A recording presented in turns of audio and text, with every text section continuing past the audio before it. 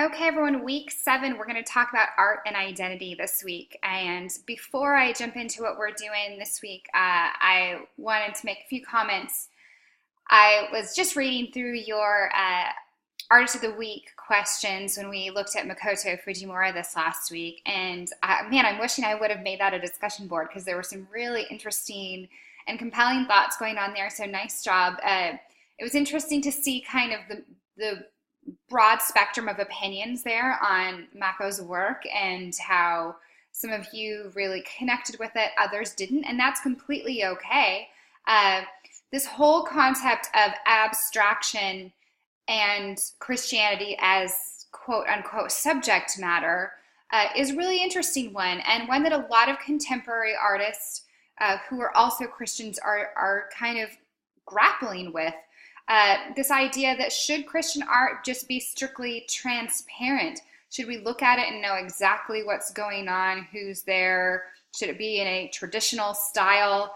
Or is it okay to engage in this kind of new way? And something I think that Fujimura does a really good job of is opening up dialogues, because that's ultimately what it does, whether or not you personally connect. And some of you, there were a few of you who were talking about the fact that you prefer art that is objective and that you can look at and know exactly what's going on. But really, when you think about it, no art is truly, purely objective.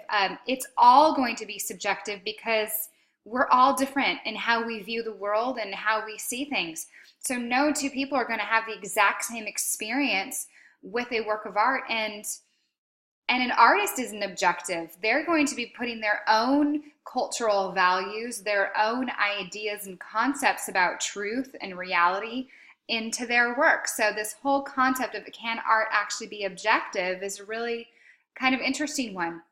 And something that through the 20th century especially we see artists dealing with, and where abstraction really stems from, is the experience of the viewer and trying to actually pull back from the artist just telling you what to think and what to believe about a certain subject, and letting you, the viewer, put your own interpretation on it and view it from your own cultural perspective, is something that we see happening a lot in the 20th century. You know, we have World War I, we have World War II, that drastically shifts the way people see things and see the world. And going back actually even further, I believe it was in week 5, where we, or maybe it was last week, when we talked about, oh no, it was week 5, excuse me, when we watched Roger Scruton's film, and, you know, he talks very poorly about artists like Marcel Duchamp, who did The Fountain, and yet it's really interesting because one thing that Duchamp was doing that was kind of ahead of his time is he was asking people to question the art world. He was asking people to question what was given to them by gallery directors and gallery owners and these critics. You know, he was asking you to kind of make up your own mind. Did he think The Fountain was brilliant and beautiful? That's debatable. And, you know, he definitely played kind of a character. Andy Warhol's another one that kind of played this character, kind of took on this persona. But, you know, this is a debate that's going on still. He was really ahead of his time in what he was thinking about, because the art world now is kind of a shady place. Galleries, you know, they're out to make money, and they will price gouge, and they will, you know, use some shady techniques in order to elevate certain artists over others. And so artists like Duchamp are trying to disrupt all of these ideas and say, okay, what are we doing here? Is it okay for us to just accept things the way they are?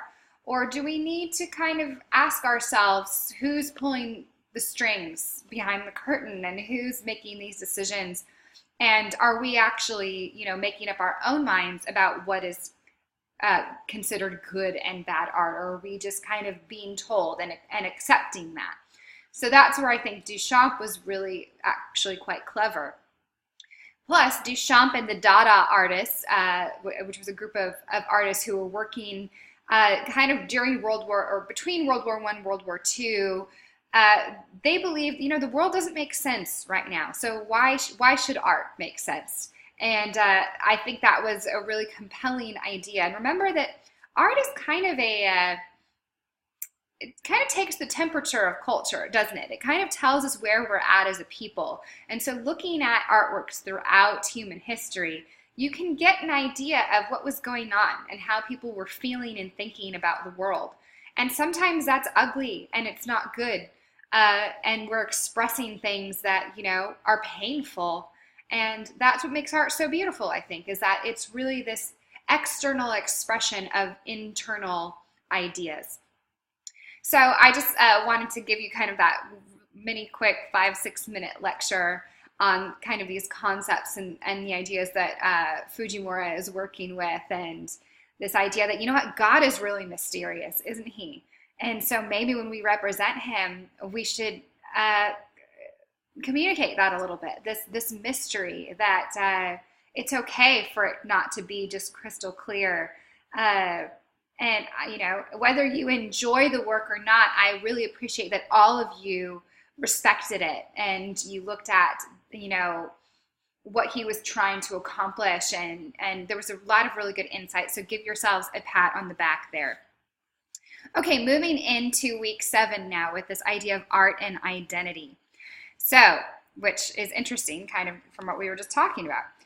You have lecture this week, very short list of vocabulary and of course some ideas that are really relevant today.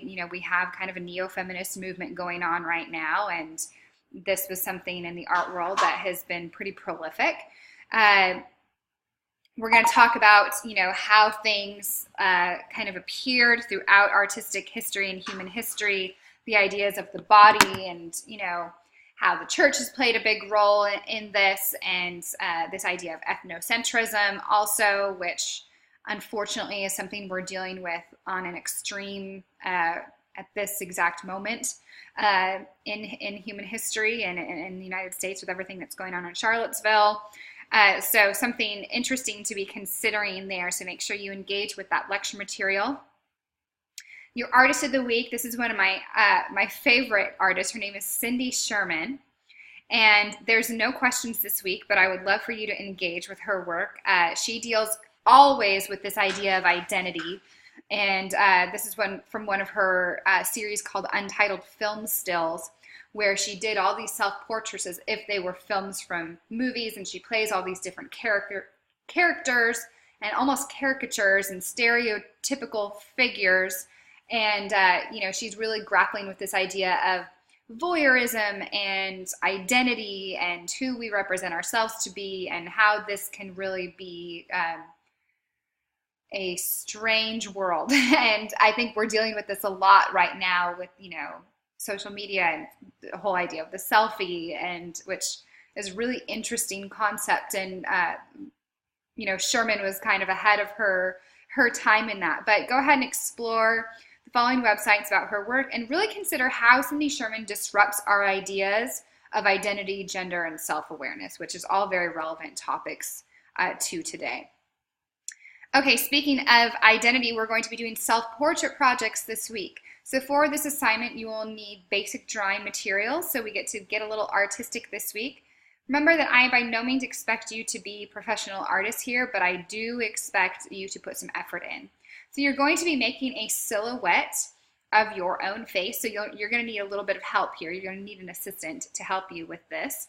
So again, engaging with others, getting out of that vacuum of kind of sitting in front of the computer.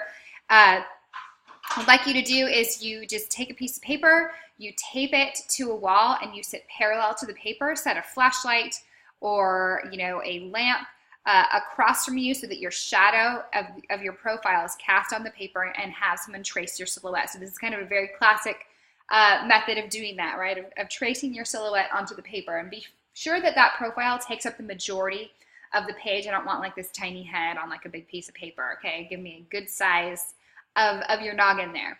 Once your profile is transferred, fill in the silhouette with drawings and or text that describes your unique identity. So consider quotes, scriptures, keywords, and images that you personally relate to.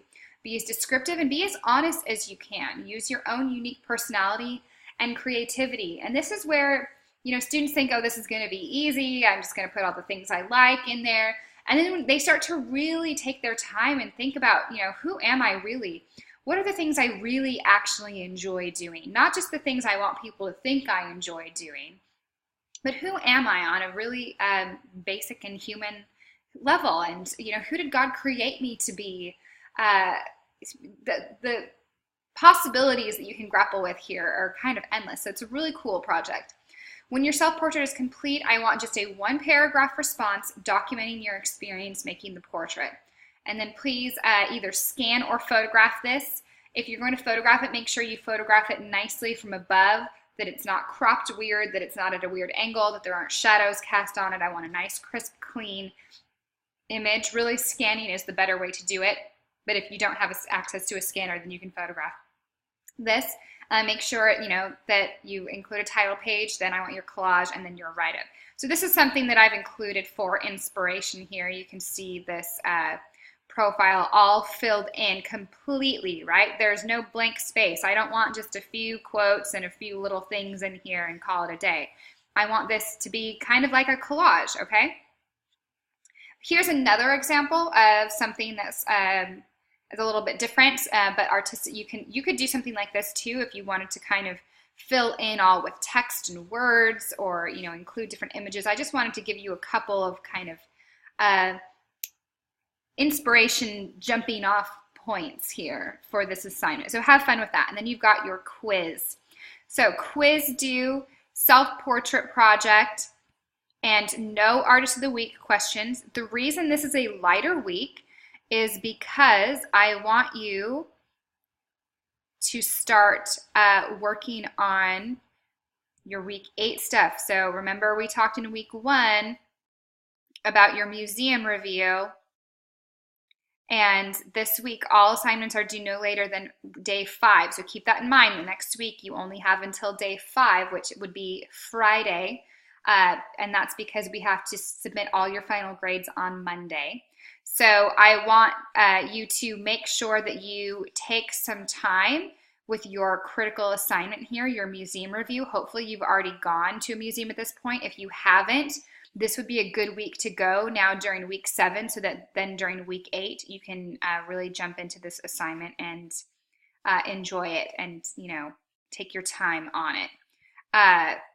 If you go ahead and download this PDF, it's going to give you the instructions. I would suggest printing this off and taking it with you to the museums, and then taking notes as you go. And I'll go over this in a little more detail next week. But I wanted to kind of make you aware of this week, remind you, take your time on this, plan ahead. Some of you have already sent me museums that you'd like to go to if you're not in California, where I've given you a list of good ones to go to. Remember, you need to make sure that you include proof of attendance. So all this good stuff. Read through this now this week and get going on this museum review, okay? So that's what we got going on here in week 7, and get a head start on week 8, and have a great week.